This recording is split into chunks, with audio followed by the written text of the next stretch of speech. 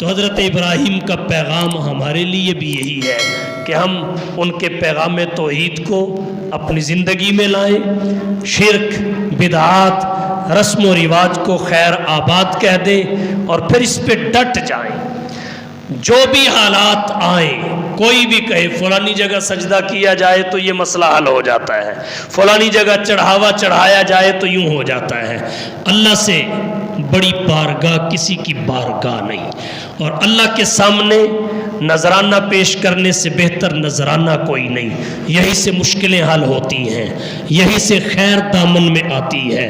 تو تعلیم حضرت ابراہیم کی یہ ہے، پیغام یہ ہے کہ موحد بن جاؤ، توحید پر استقامت اختیار کرو، پھر دیکھنا اللہ کے انعامات کی بارش کیسے برستی ہے، پھر دیکھنا اللہ تعالیٰ تمہیں فتح اور کامیابی کیسے دیتے ہیں۔ حضرت ابراہیم کا نام آج اس قدر بلند ہے کہ اللہ تعالیٰ نے درود میں حضرت ابراہیم کا نام شامل کر دیا۔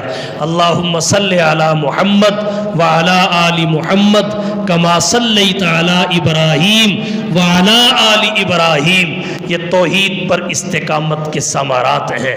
جس کی پیشانی جگہ جگہ جھکے، جو ہر چڑھتی چمکتی شے کو سجدہ کرے، رب کی عنایت اس پہ کیسے برسے۔ تو اللہ کی توحید پہ استقامت اختیار کیجئے، انبیاء کی تعلیمات کو حرز جان بنائیے، اور پھر اس کی برکات دیکھیے۔ اللہ تعالی ہم سب کو حضرت ابراہیم کی تعلیمات پر عمل پیرا ہونے کی توفیق بخشے۔ وآخر دعوانا